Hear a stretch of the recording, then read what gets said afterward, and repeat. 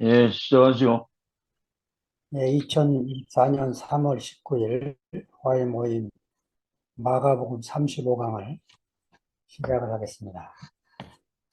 자, 6장까지 끝났죠. 오늘부터 7장 들어가는데 6장이 멋지게 끝났어요.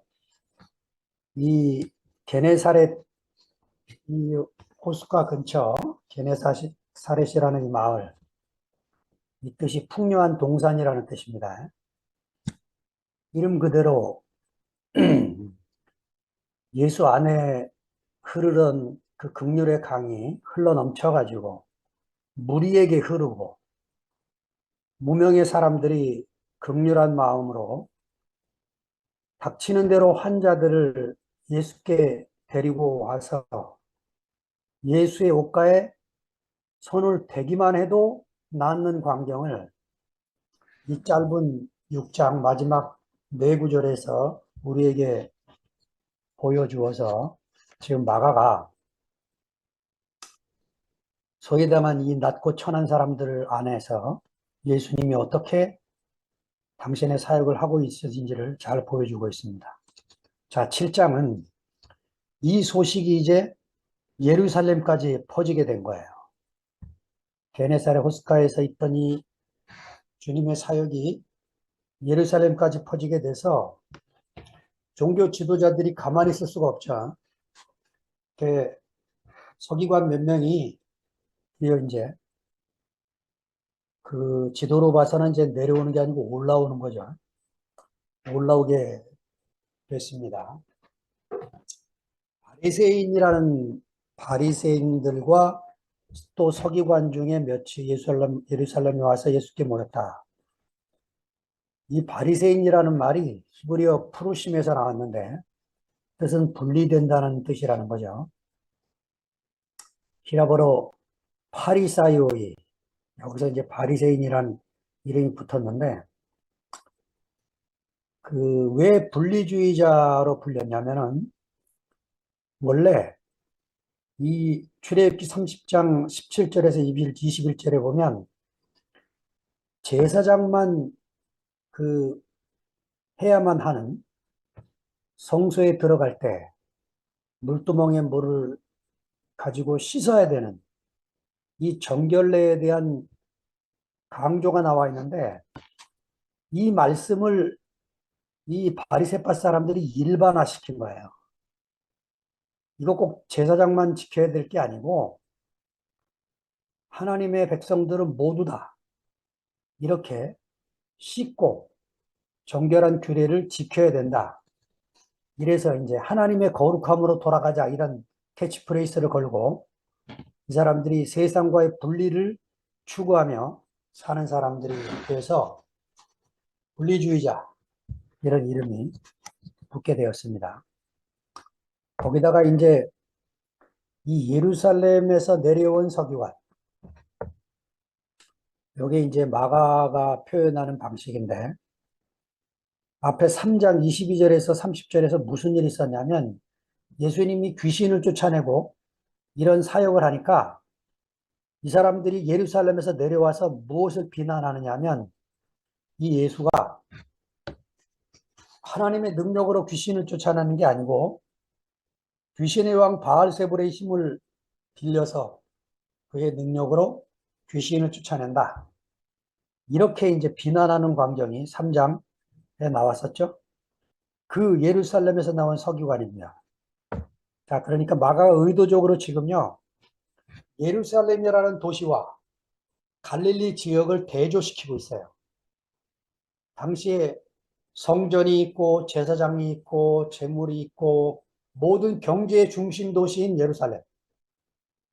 거기에 비해서 이 갈릴리 변방에 있는 무리들, 민중들, 아무 그 국가에 영향력 미치지 못하는 이 사람들을 대조시키면서 그 예수님이 한쪽에서는 핍박을 받고 비난을 받고 한쪽에서는 환영을 받고 그들 속에 들어가서 그 병들고 아프고 고통받는 사람들을 정상화시키는, 음, 사람들을 회복시키는 이런 사역을 대조시키고 보여주고 있는 거죠. 이제 7장부터가 본격적으로 주님이 이제 이런 일들을 겪는 것이 시작이 됩니다.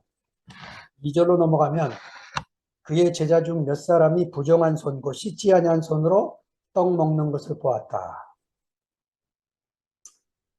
부정한 손으로 떡을 먹더라. 이거는 유대 전통신앙이 갖고 있는 부분인데, 그 출애굽기 20장에 보면 하나님이 모세에게 십계명을 주지 않습니까? 돌판에 새긴 계명 이외에 기록된 말씀을 주신 게 모세 오경, 토라예요, 토라. 기록된 율법 이외에 기록되지 않은 말씀이 그 모세에게 주어졌고, 모세는 그것을 여호수아에게 전했고, 여호수아는 후손들에게 전했다. 이걸 구전이라고 그래요. 구전 양식. 구전으로 계속 전해 내려온 것을, 예, 지금 이 유대 전통신앙의 부정한 손이라는 표현이 가지고 있는 내용입니다. 예수를 만나기 전에 바울도 자기가 얼마나 그렇게 살았는지를 갈라디아서의 편지에 이렇게 써 있어요. 1장 13절 14절에 보면 내가 이전에 유대교에 있을 때 행한 일을 너희가 들었거니와 하나님의 교회를 심히 핍박하여 잔해하고 내가 내 동족 중 여러 연장자보다 유대교를 지나치게 믿어 내 조상의 유전에 대하여 더욱 열심히 있었다. 이 조상의 유전, 이게 바로 지금 앞에서 말한 유대 전통신앙입니다. 히브리어로 할라카라고 하는데 이 할라카라는 것을 구전 양식을 기록을 한 게 탈무드입니다. 이 탈무드가 얼마나 많은지 저는 처음에 그냥 한두 권 있는 줄 알았어요. 무지무지한 탈무드가 있습니다. 바벨론 탈무드가 따로 있고 팔레스타인 탈무드가 따로 있어요. 왜 그러냐? 이 사람들이 포로기 때부터 포로로 끌려갔지만 율법을 따라 살아야 될 거 아니에요?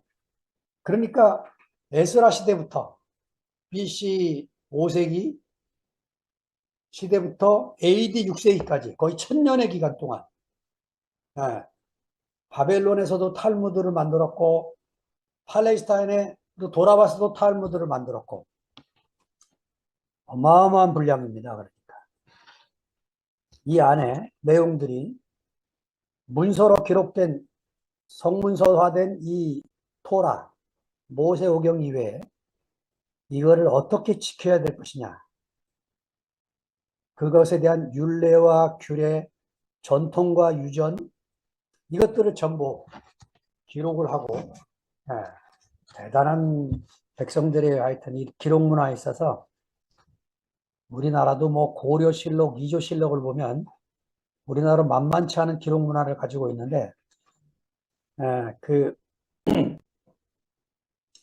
이런 전통이 지금 이스라엘 사회를 지배하고 있는 것입니다.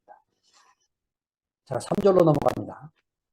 이에 바리새인들과 서기관들이 예수께 묻되 어찌하여 당신의 제자들은 장로들의 유전을 준행치 아니하고 부정한 손으로 떡을 먹습니까?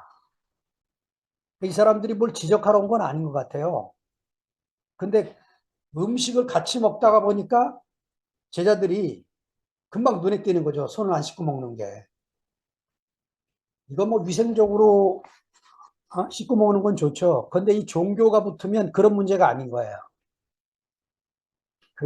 저도 이제 기독교 목사하다가 이 세계에 왔는데, 제가 기독교 목사하면서 제일 불편한 게 뭐냐면, 식당에 가면 교인들이 밥을 먹을 때 꼭 저를 대표 기도를 시키는 거예요. 각자 기도하자 그래도 안 된대. 목사님이 축복 기도를 해야 된대. 아이고, 그게 얼마나 불편한지. 오늘도 홍성 식구들하고 점심 먹으러 갔더니 제 뒤에 앉아있는 손님들이 기도를 하더라고. 목사님인 것 같아. 성도들하고. 이야, 저기서 내가 빠져나왔구나 하는 생각이 드는 거예요. 예, 그러니까 이 사람들도 어떤 종교적인 행습이 몸에 배면 그걸 하지 않는 사람들은 금방 눈에 띄는 거죠. 예, 장로 유전이 뭔가 하고 보니까 3절, 3절, 4절에 나와 있죠. 장로들의 유전. 음식을 먹기 전에 손을 씻고 시장에 갔다가 돌아오면, 아고라 광장에서 돌아오면, 예, 거의 목욕 수준으로 씻어야 되고, 그릇 씻기, 잔, 주발, 녹그릇. 여러분, 표준 세변역에는 하나가 더 나와 있는데, 침대 씻기가 나와 있어요. 이 침대는 우리가 쓰고 있는 이런 침대가 아니고, 영어의 카우치, 그런 침대를 말하는 거죠. 편한 의자. 이런 종교적인 전통을 지키지 않으면 위생이 나쁜 사람이 아니고 부정한 사람이 됩니다. 부정한 사람. 이게 문제가 되는 거죠. 제가 여기다가 탈무드 소각 사건을 하나 써놨는데요. 1242년 6월에 벌어진 이 사건, 그러니까 교황 그레고리 2세가 그 유대교에서 기독교로 개종한 학자가 하나 있었어요. 니콜라스 도닌이라고 하는 이 사람이 그 탈무드에 써 있는 이게 얼마나 성서에서 빗나갔는가 하는 논문을 35개나 씁니다. 이거를 보고는 교황이 파리 한복판에서 문서, 탈무드 문서를 소각하는 공개 소각식을 엽니다. 그래가지고 마차로 24분량이 되니까 얼마나 많은 책이 태워졌을까요? 네. 근데 이게 그때만 있었던 사건이 아니고 그 이후도 계속 있었다는 거죠. 제가 이걸 왜 기록했냐면요. 당시 유대교를 핍박하는 사람들이 기독교인이었습니다. 중세 천년간에 그 유대인들이 나라를 잃어버려서 유랑 생활하는 것도 억울한데 그 사람들을 얼마나 그 인종차별을 하고 못 살게 굴었는지 고통을 엄청 담아가 살았다는 거죠. 기독교인들이 왜 핍박을 했을까요? 예수를 죽인 원흉이라는 거죠. 예수를 죽인. 그러니까 하나님 말씀을 나한테 적용하지 않으면 무시무시한 일이 벌어지는 겁니다. 네.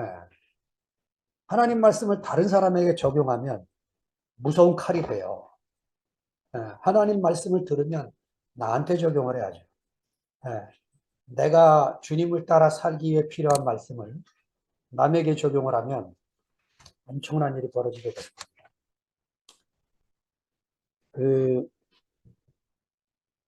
문희석 선생님이라고 이분이 1967년에 쓴 글에 보면 그 초대교회들이 그 복음을 전하면서 그 싸웠던 대상들이 혼합주의, 영지주의, 황제숭배 이런 것하고 싸웠다는 거예요. 근데 한국 교회는 지금 뭐하고 싸워야 되냐면 샤머니즘하고 싸워야 된다. 샤머니즘. 기복신앙이 불교의 1000년, 2조의 500년, 대한민국 사회에 이 샤머니즘이 퍼져 있으니까 이대로 가다가는 최영 장군 무당이 있고 이순신 무당, 종교가 있듯이 이 예수 귀신을 섬기는 무당이 또 나올 거다. 이런 얘기를 했어요. 이 샤머니즘이 얼마나 우리 심성에 깔려 있냐면 여러분 절간을 가면 우리나라만 있는 게 있어요. 삼신각. 이게 우리나라에만 있는 절입니다. 이게 절에 가면. 거기다가 기도하면 거기다가 보시를 하면 기도 응답이 금방 된다 그래서 그것도 30분밖에 가보면요. 절에 가보면 제일 꼭대기에 있어. 따로. 거기까지 할머니들이 기어 올라가셔갖고 거기다가 보시를 하는 거예요. 시주를 하면 기도 응답이 빨리 된다니까. 불교만 이러는 게 아니에요. 유교도 똑같아요. 이게 풍수 지리하고 딱 합쳐져 갖고 유교도 조상신을 얼마나 잘 모시느냐에 따라서 후손이 복을 받는다. 희한한 이 생각이 들어가지고 여러분 지금 대한민국 장안에서 휩쓸고 있는 영화 하나가 있습니다. 파묘. 예, 여기 보면 이제 저도 봤어요. 하도 영화가 히트친다 그래서 이 안에 있는 사상이 뭐예요? 죽은 혼백이 원한을 갖고 있으면 살아있는 사람에게 영향을 미친다 이거잖아요. 예. 그래가지고 뭐 우린 심성에 이 극복이 안 됩니다. 기독교는 어떤 겁니까? 예수교가 딱 들어온 다음에 우리나라에만 있는 현상이 새벽기도입니다. 새벽기도. 제가 대국교에 와서 새벽기도가 끝났어요. 아, 새벽기도가 나쁜 게 아니에요. 예, 좋은 겁니다. 초기 기독교 사람들이 하층민들이 모였기 때문에 그 1세기, 2세기의 그리스 저작들의 작품을 보면요. 새벽에 모여서 예배드렸다. 이런 기록들이 있습니다. 나쁜 게 아니에요. 뭐가 문제냐? 내 소원 성취. 내 기도, 내 목적을 들어주시는 하나님. 이거에 전부 이제 빠져 사는 거죠. 예. 우리가 이제 여기서 벗어나야 된다는 겁니다. 여기서. 내 목적을 들어주는 하나님이 아니고 하나님의 목적 때문에 지어진 나를 발견하는 교회를 만났다는 게 얼마나 큰 복인지 모르겠습니다. 자, 6절이 길어서 잘랐습니다. 가라사대 이사야가 너희 외식하는 자에게 대하여 잘 예언하였도다. 기록하였으되 이 외식하는 자, 휘포크리테스는 원래 이렇게 뭐 위선자나 사기꾼이라는 이런 나쁜 의미가 아니고 배우라는 좋은 의미의 단어였는데 이게 기독교에서 쓰면서 부정적인 언어로 고정화돼 버렸습니다.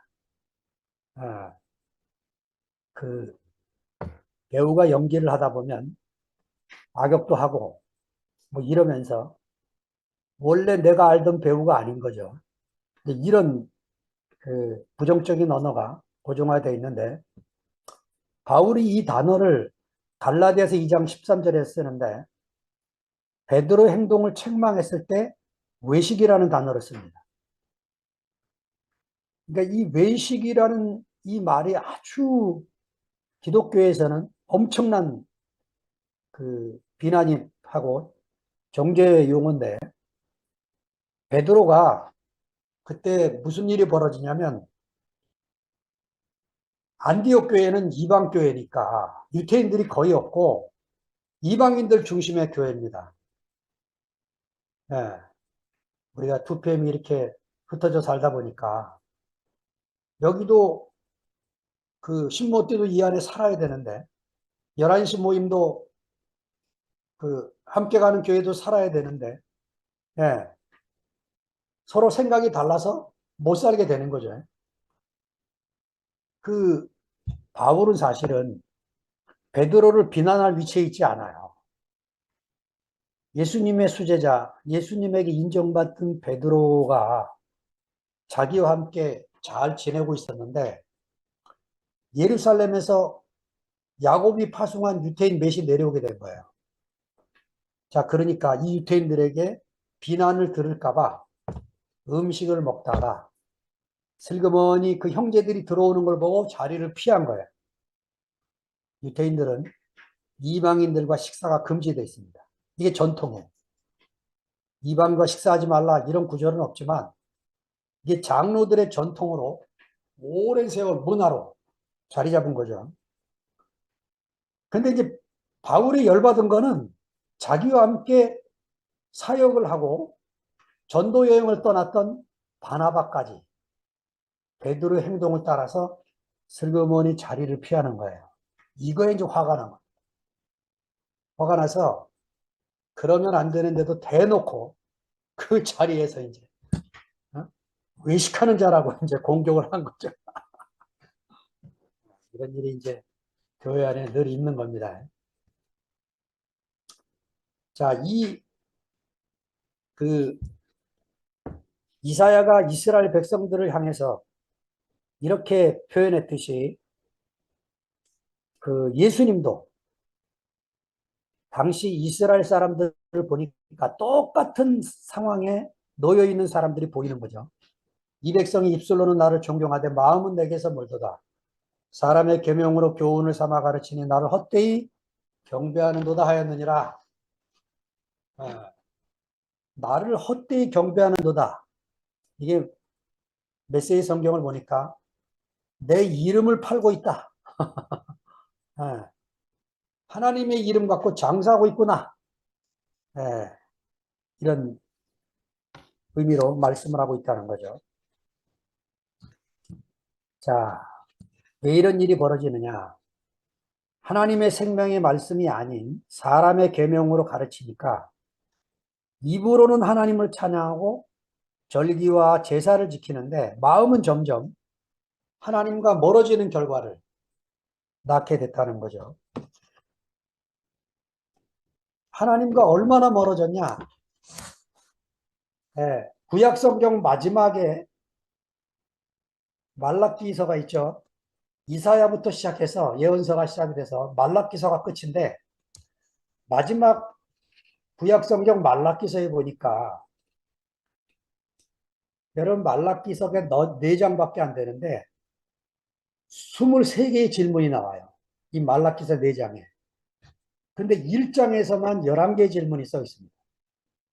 자, 뭐 다 읽을 수는 없고 그 6절부터 제가 10절까지 보면 여기에 이제 8개의 질문이 써 있는데 읽어봅니다. 내 이름을 멸시하는 제사장들아, 나 만군의 여호와가 너희에게 이르기를 아들은 그 아비를 종은 그 주인을 공경하나니 내가 아비일진데 나를 공경함이 어디 있느냐?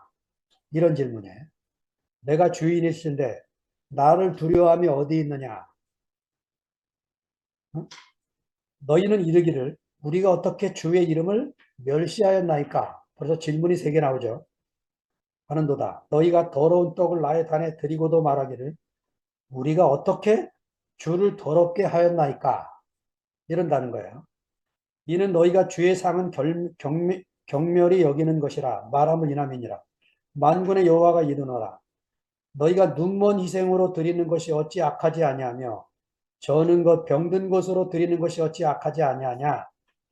이제 그것을 너희 총독에게 드려보라.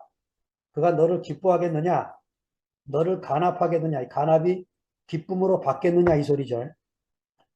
질문으로 계속 나옵니다. 말라기 양식이.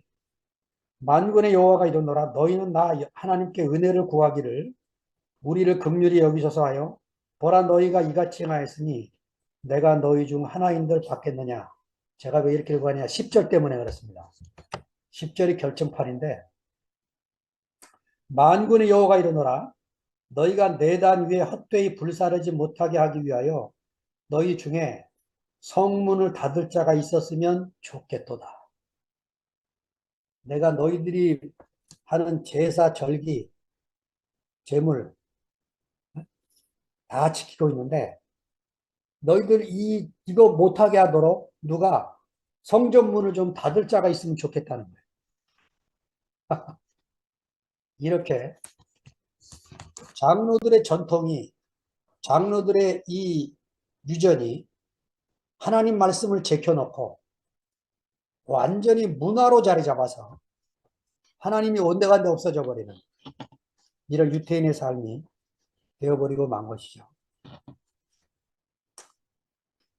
자, 그 8절로 넘어가기 전에 제가 한 가지 말씀을 드리고 싶은 게 그러면 생명의 말씀이니 하나님 말씀과 사람의 계명을 어떻게 구분할 거냐는 거예요. 왜냐? 장로들의 유전이나 이 전통도 그냥 쓴 게 아닙니다. 탈무드에. 성경 말씀을 지키기 위해서 이렇게 하라는 거죠. 그러니까 똑같이 지금 하나님 말씀을 놓고 싸우는 거예요. 똑같이. 자, 이게 싸울 일이 아니고, 제가 이제 후배 한 사람한테 위조 지폐 감별사 교육을 받고 온 얘기를 들어봤는데, 지난주에인가 변명주 자매가 카톡방에 올렸는데, 위조 지폐 교육을 한 6개월, 1년 받으면요, 그냥 보면 안 돼. 아, 위조구나. 느낌으로 안 돼, 느낌으로. 왜냐, 공부하는 동안에요, 한 번도 위조 지폐를 보여주는 적이 없대요. 자기가 6개월인가 1년인가 교육을 받고 왔는데, 진짜 지폐만 공부 안 됩니다. 진짜 지폐만. 그러니까 진짜 지폐만 샅샅이 공부하고 나면 감각으로 위조 지폐를 딱 받는 순간, 이 가짜인 걸 발견하게 된다는 거죠. 자, 우리가 교회 생활 안에서 네, 똑같이 하나님 말씀을 다 얘기하죠. 그러나 하나님의 생명으로 하는 말인지 저게 하나님의 생명이 아닌 것 지식으로 하는 말인지 우리가 이렇게 같이 듣다 보면은 저절로 알아지는 거죠. 저절로. 그걸 꼭 말을 해서가 아니고 예. 그거를 제일 잘 감별하는 방법이 교회 생활을 하는 겁니다. 제가 여기서 화요일마다 대단한 말씀을 한다 할지라도 형제들 안에서 그 하나님 말씀이 살아나지지 않으면 그건 다 헛방이에요. 우리 안에서 우리의 생명으로 살려내는 하나님 말씀. 이게 우리에게 필요한 거예요. 이야, 그런 점에서 지난주일 날 제가 말씀을 듣다가 눈에서 눈물이 저절로 나는 거예요. 야, 형제들 간증이 이렇게 아름다울 수가 있을까요?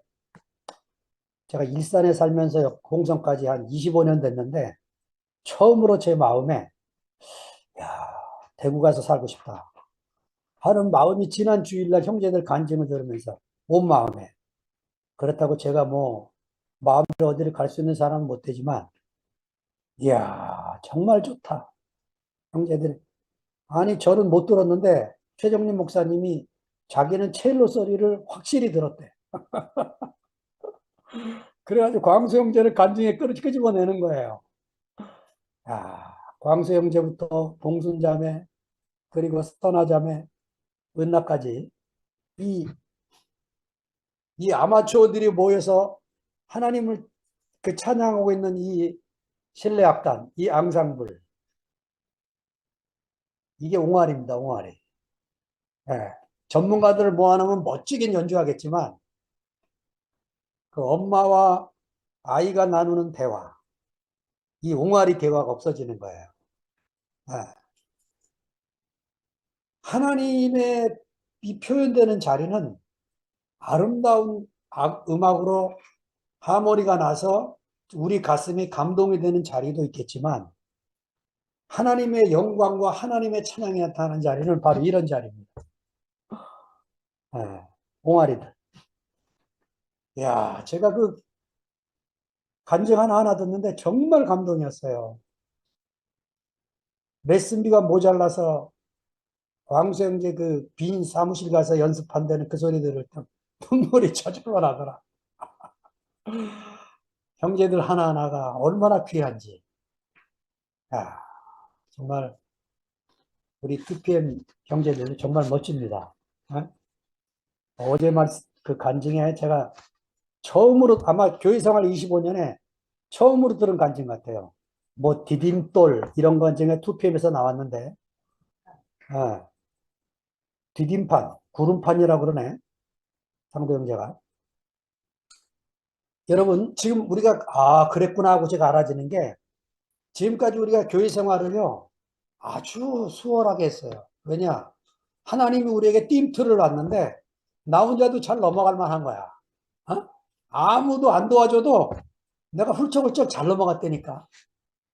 이야, 근데요, 하나님이 어느 날 이 띵틀을 높여놓은 거예요. 높여놔가지고 나 혼자는 못 넘어가. 어? 구름판이 있어야 되는 거예요. 어? 디딤판이 있어서 거기를 밟고 넘어가야 돼.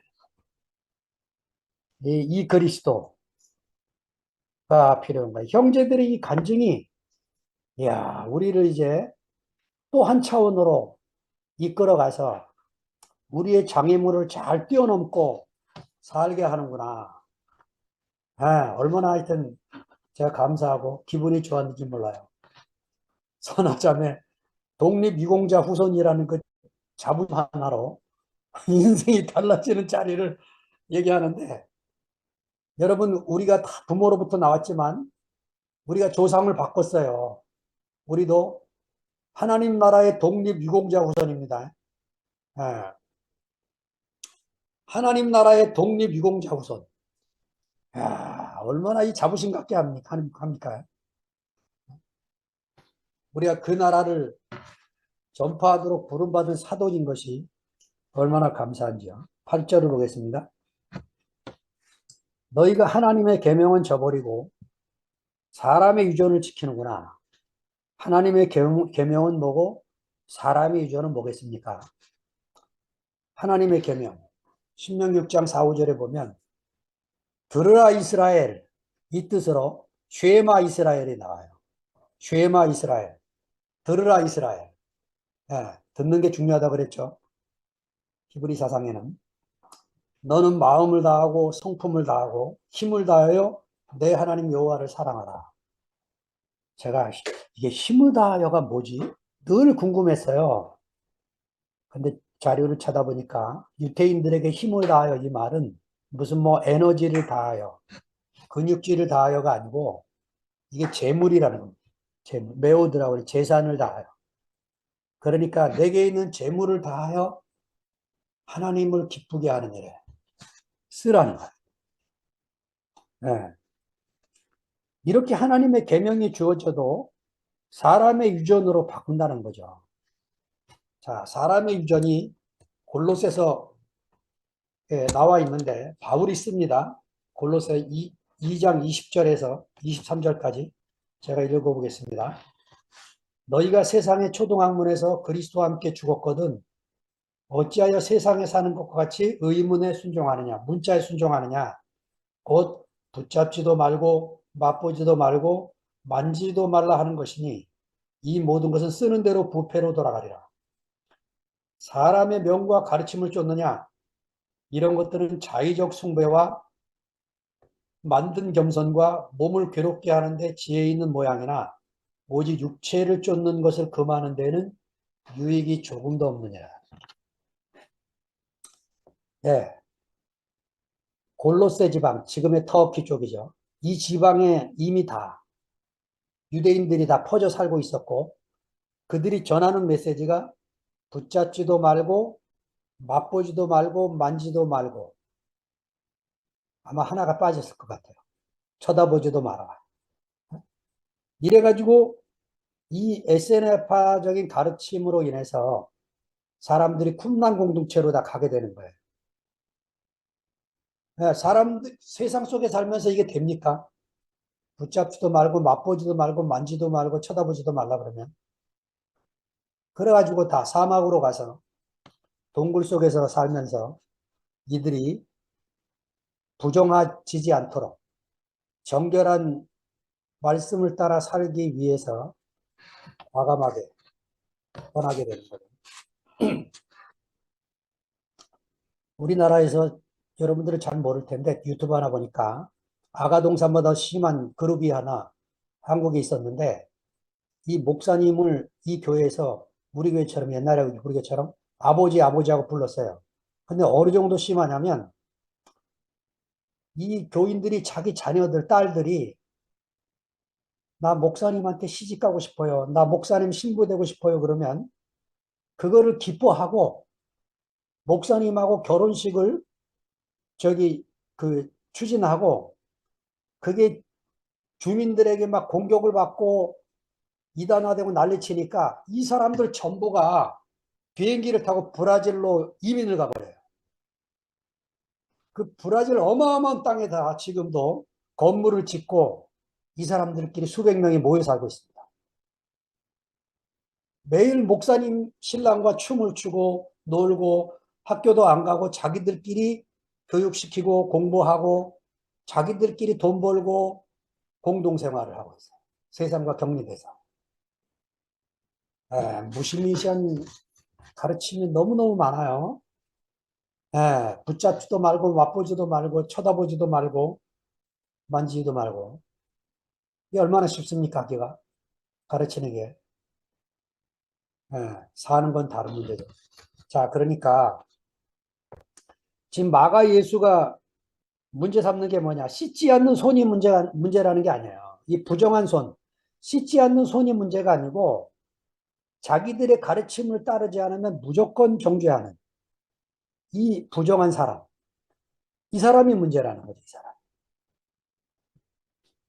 그러니까 어떤 사람됨이 문제가 되는 거지, 뭐를 해고 안 했다고 부정한 사람이 되냐는 거죠.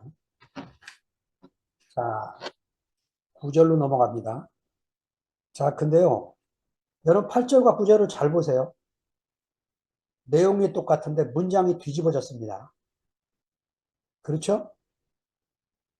사람의 유전을 앞당겨 놓고 하나님의 계명을 넘긴 게 9절이에요.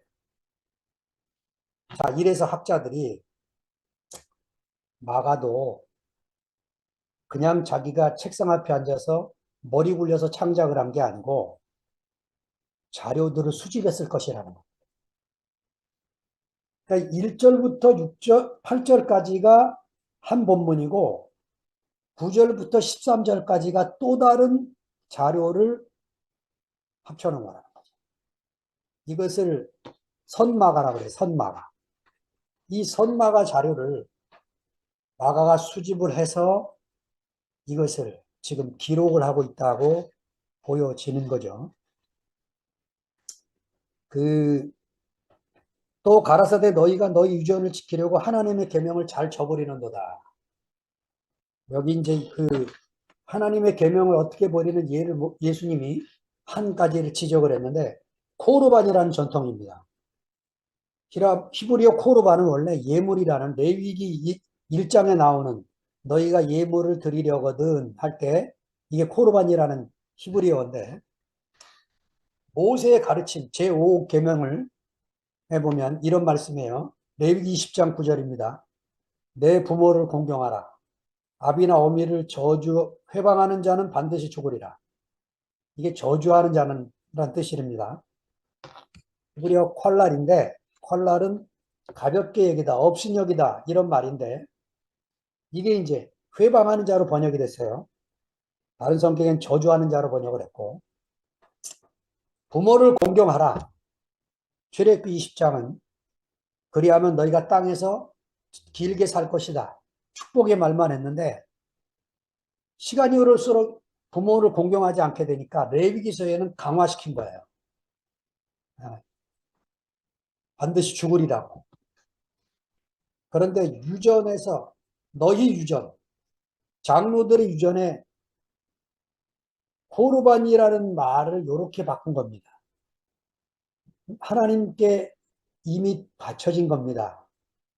이래 말을 하면 부모에게 드려야 되는 것이 있음에도 안 드려도 된다는 거예요. 죄가 안 된다. 부정한 사람이 안 된다. 이렇게 가르치게 된다는 거죠. 그러니까 예수님은 지금 하나님의 계명을 자기 목적으로 따라서 악용하는 사례. 예. 그러니까 우리 속에 이 사악함 이런 것을 예수님이 지금 지적을 하고 있는 거죠. 자, 12절로 넘어갑니다. 제 아비나 어미에게 다시 아무 것이라도 하여 드리기를 허하지 아니하여. 예. 그러니까 부모님에게 드리는 게 아깝다고 느껴지는 순간 거기다가 고르반이라는 걸 딱 붙여서 자기의 의무를 행하지 않으려고 하는 이런 마음. 그러니까 지금 마가가 표현하는 예수님은 이 장로의 유전, 예, 이 전통과 규례를 허무는 예수님, 이, 이 사회적 경계, 이거를 지금 계속 허물고 오시다가 여기 와서는 예, 또 다른 부분을 지금 도전하고 허무시는 것을 보고 있는 거죠. 자, 보세요. 마가복음 1장 41절에 문둥병자를 고칠 때 마가는 어떻게 기록하냐면 손을 대시며 고쳤다고 그래요. 예, 문둥병자는 손을 대면 안 됩니다. 레위기서에 부정해줘요. 이렇게 일부러 사회적인 금기사항을, 율법에 금하는 사항을 의도적으로 깨트리는 거죠. 자, 그 소녀야 일어나라 하면서 손을 잡아 일으켰다. 그때 그 소녀 상태가 시체였어요. 죽었어요. 죽었어요. 시체를 만지면 안 돼요. 랍비가 더군다나. 소녀의 손을 잡고 발리다고 마신 거예요.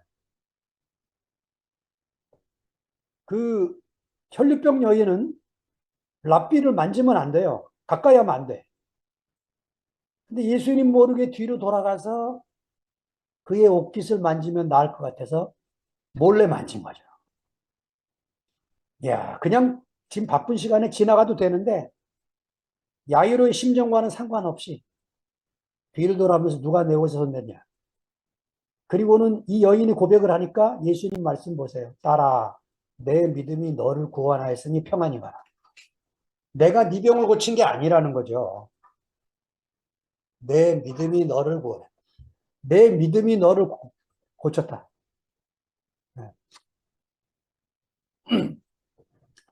2장 16절에 죄인들과 세리와 죄인들과의 식사에서도 마찬가지죠. 이런 자리에 이방인들하고도 먹지 않는데 이 세리와 죄인들하고 식사하지 않는 게 당연한 거죠.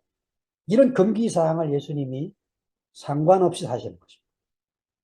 이 무덤에 사는 거라사 광인. 여러분 무덤가를 왜 갑니까? 정상적인 사람들이 안 가는 곳이죠. 더군다나 랍비가 예수님은 상관없이 배를 타고 거기를 가서 이 무덤에 사는 이 사람을 고쳐서 새로운 제자도를 이 사람에게 가르치는 거죠. 자, 그들이 볼 때, 이 바리새인들과 서기관들이 볼 때 예수님은 율법을 지키지 않는 사람으로 낙인이 찍혀지게 되고, 이 마가복음 7장부터 예수님의 삶의 태도가 점점 이제 죽음으로 몰고 가는 그런 광경을 그리고 있는 거죠. 너희가 전한 유전으로 하나님의 말씀을 폐하며 또 이 같은 일을 많이 행하느니라 하시고. 자, 하나님의 말씀을 너희 유전으로 폐한다. 어떻게 폐하게 됩니까? 출애굽기 20장 12절에 내 부모를 공경하라. 그리하면 너희 하나님 나 여호와가 내게 준 땅에서 내 생명의 길리라. 얼마나 축복된 말씀을 주신 거예요. 근데 이제 공경하고 싶지 않은 마음이 오면 누구를 살짝 비틀어 버리는 거죠. 자, 예수님이 지금 무슨 얘기를 하고 계시는 거냐? 부모 공경과 하나님 경외를 동일선상에 놓은 거예요. 그러니까 하나님 사랑과 사람 사랑을 동일선상에 놓은 것입니다. 네. 하나님 사랑 따로 있고 부모 사랑 따로 있는 게 아니라는 거죠. 네. 그래서 사람의 유전과 전통을 지킨다는 미명하에 하나님 말씀을 회피하려고 하는 이 사람들. 이 사악한 마음의 동기를 드러내고 있는 거죠.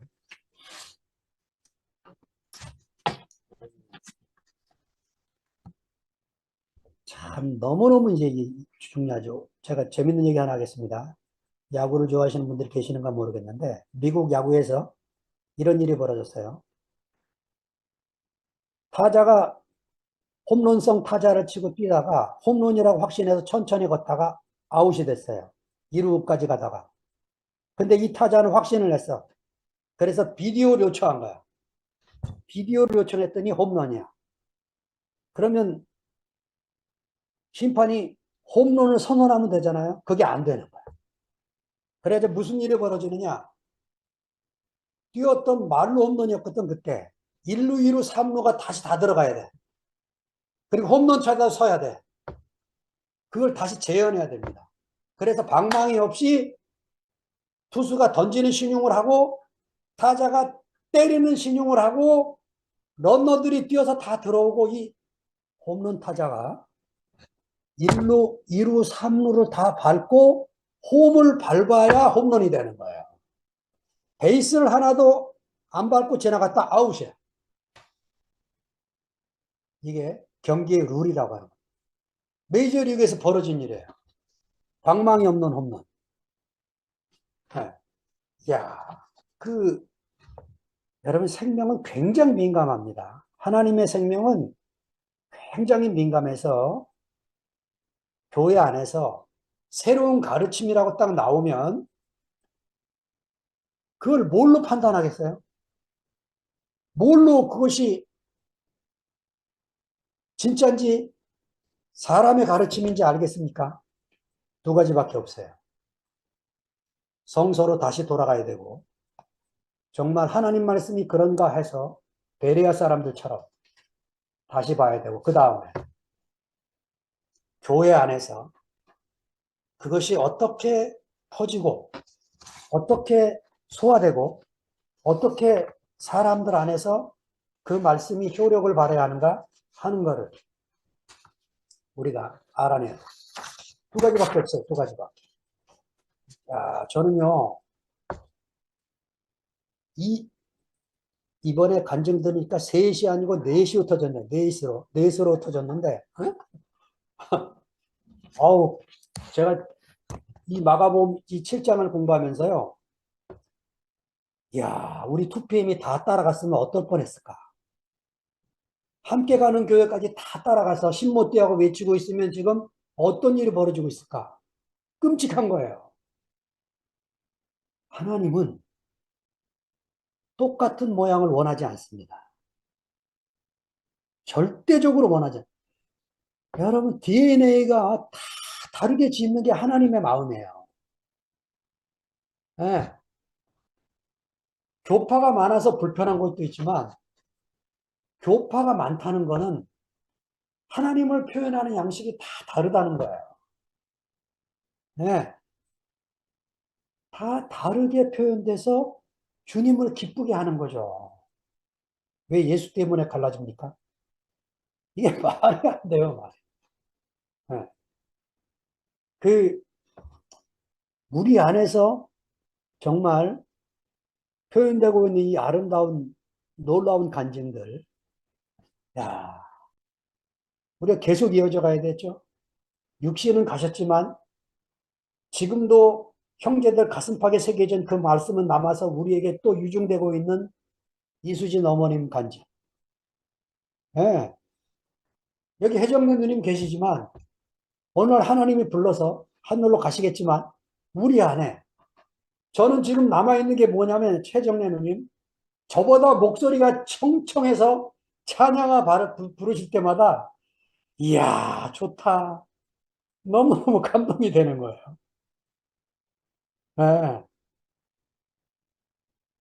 여러분, 부활이라는 거는 육신은 가지만, 형제들 안에서 우리가 간증하며 찬양하며 심어 주었던 그것이 계속 살아나는 게 영원히 죽지 않는 부활의 소망이고,